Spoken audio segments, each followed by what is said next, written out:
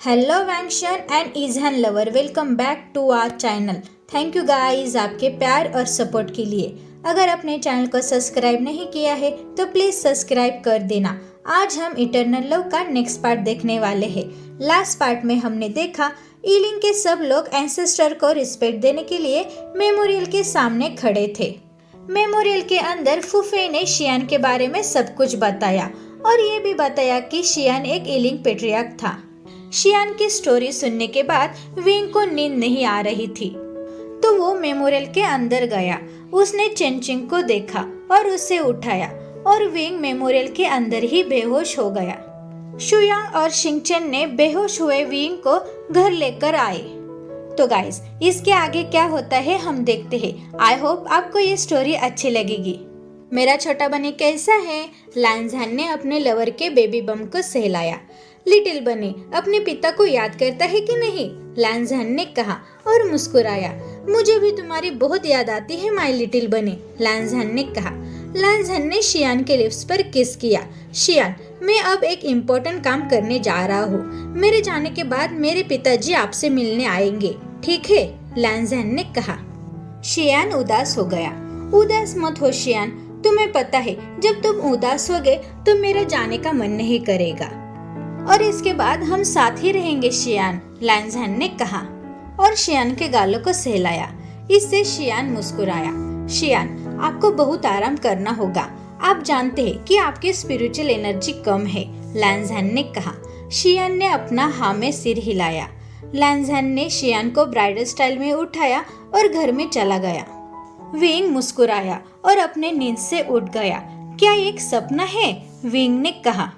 उसने अपने पास शिंगचेन और शुयांग को देखा। शिंगचेन ने विंग को बेड पर बैठने के लिए हेल्प की। अचानक उसे चेंचिंग के बारे में याद आया। उसने अपने बगल में चेंचिंग को देखा। उसने सांस ली और उसने अपने दोस्तों की तरफ देखा। मैं यहाँ कैसे आया? विंग ने अपने सिर को पकड़ते हुए कहा। वो बहुत अजीब महसूस कर रहा है। क्या आप ठीक है? हमने आपको मेमोरियल में बेहोश देखा, शुयांग ने कहा। विंग बेड से उठा लेकिन उसके दोस्तों ने उसे रोका। मैं लांझान से मिलना चाहता हूँ, मैं वापस आऊंगा, विंग ने कहा और उनके जवाब का इंतजार किए बिना उसने अपने सुबियान और चेंचिंग को लेकर चला गया। वो पहाड़ की तरफ भागा। वो घुसू के रास्ते में था लेकिन उसे ऐसा लगा कि जैसे कोई उसका पीछा कर रहा है। वो अब अकेला है। अगर मैं उसे पकड़ लूंगा तो मेरे पिताजी मुझ पर प्राउड फील करेंगे, वेन चाओ ने कहा। उसके गार्ड उसके ऑर्डर का इंतजार कर रहे थे। उसे पकड़ो, वेन चाओ ने कहा। विंग अपने ट्रैक पर रुक गया जब उसने वेन चाओ और उसके गार्ड को देखा। लगता है तुम हमारे जाल में फंस गए, वेन चाओ ने कहा। मैं तुम्हें एक मौका दूंगा विंग, मेरे साथ आओ या मैं तुम्हें मजबूर करूं, वेन चाओ ने कहा। मैं लड़ने के बिल्कुल मूड में नहीं हूँ। मुझे कुछ इम्पोर्टेंट काम करना है।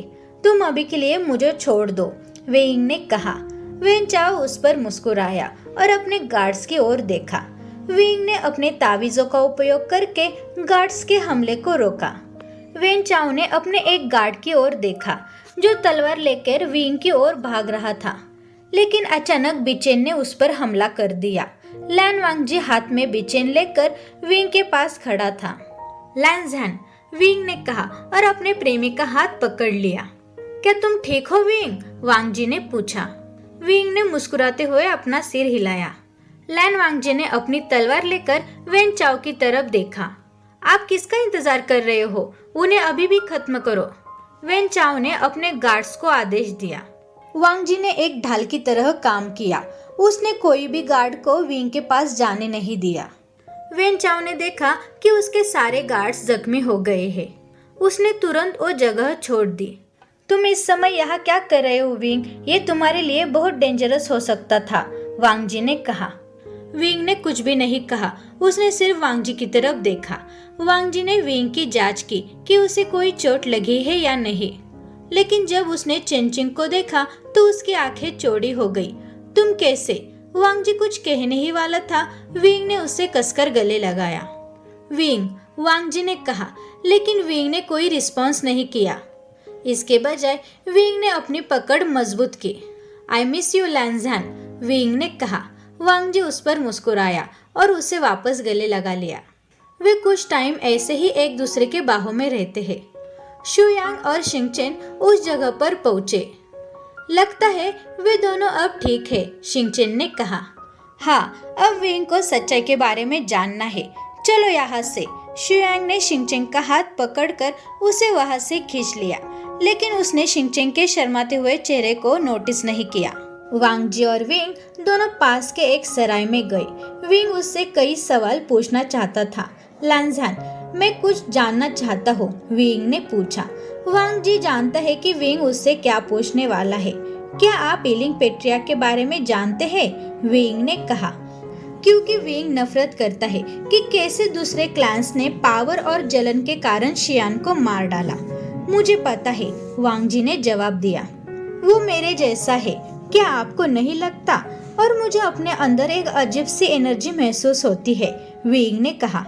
शियान उससे उकसा रहा है, उसकी डार्क एनर्जी। नहीं, ये उसे खतरे में डाल देगी। मुझे उसे शांत रखना होगा, वांग जी ने अपने मन में सोचा। विंग, मेरे साथ घुसू चलो, वांग जी ने कहा। तुम्हें पता है लांझान, मैं अभी क्लाउड रिसेस नहीं आ सकता, विंग ने कहा। मुझे इसके बारे में अंकल और बड़े भाई से बात करनी होगी, वांग जी ने मन में सोचा। ठीक है, तब तक मैं यही रुकूंगा तुम्हारे साथ, वांग जी ने कहा। विंग ने वांग जी का हाथ पकड़ लिया। तुम नहीं रह सकते लांझान, बस मुझे सच बताओ, क्या ये खतरनाक है? मैं सच में शियान हूँ, विंग ने कहा।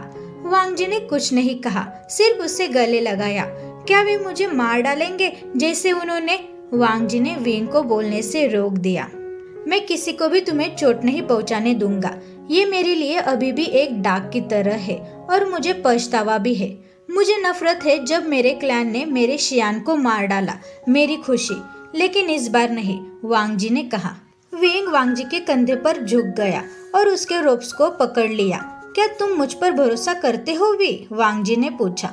मैं तुम पर भरोसा करता हूँ लांझान, विंग ने जवाब दिया। वांग जी मुस्कुराया और विंग की पेट सहलाने लगा। लेकिन हमने शियान को कंट्रोल नहीं किया तो वो एक बड़ी परेशानी खड़ी कर देगा। लेकिन मैं ये भी जानता हूँ कि शियान आपको चोट नहीं पहुँचाएगा। आप अपने पास्ट के बारे में जानते हैं। आपको डार्क एनर्जी को कंट्रोल करना सीखना होगा। मुझे पता है कि आप इसे कंट्रोल कर लोगे, वांग जी ने कहा। मैं इस बार हमेशा आपके साथ रहूंगा वी।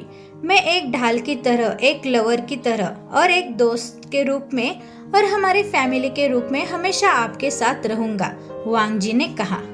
यहाँ वेन क्लैन में वेन चाओ जमीन पर घुटने टेक कर बैठा था, जहाँ उसके पिता और राजा लिऊ उसे घूर रहे थे। आप क्या कह रहे हैं वेन चाओ? आपने उसे छोड़ दिया? वेन रूहान ने अपने बेटे पर चिल्ला रहा था। शांत हो जाओ रूहान, उस पर अपना गुस्सा मत निकालो। हम विंग को जल्द ही मार देंगे। वेन रूहान ने राजा लिऊ को बीच में ही काट दिया। अगर वो अपने पास्ट के बारे में जानता है तो हम उसे आसानी से नहीं मार सकते, वेन रूहान ने कहा। रूहान, तुम गलत सोच रहे हो। विंग ईलिंग पेट्रिया का पुनर्जन्म नहीं है। मुझे नहीं पता कि हर कोई ऐसा क्यों सोचता है कि वो लड़का ईलिंग पेट्रियाक है, राजा लिऊ ने कहा। आप नहीं जानते, क्योंकि वो सच में बहुत खतरनाक है। आप जानते हैं कि लैंड क्लैन हमेशा डार्क एनर्जी से नफरत करता है, लेकिन वो लोग विंग से नफरत नहीं करते। आपने देखा कि वो लोग उसको बहुत प्रोटेक्ट करते हैं और उन दोनों ने पुनर्जन्म लिया है, वेन रूहान ने कहा। इससे राजा लिऊ और वेन चाओ ने आह भरी। विंग में डार्क एनर्जी है, लेकिन वो बहुत प्योर है और वांग जी के पास व्हाइट एनर्जी है। जब वो दोनों एक साथ होंगे तो वो बहुत स्ट्रॉन्ग कल्टीवेटर होंगे, जिन्हें हराना नामुमकिन होगा, वेन रूहान ने उन्हें समझाया।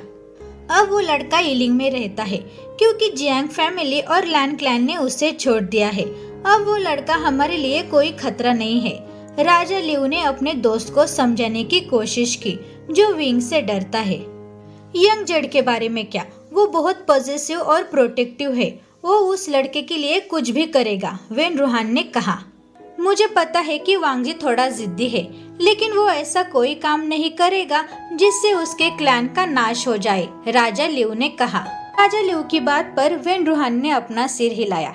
नहीं, इस बार नहीं, वो विंग के लिए हार नहीं मानेगा।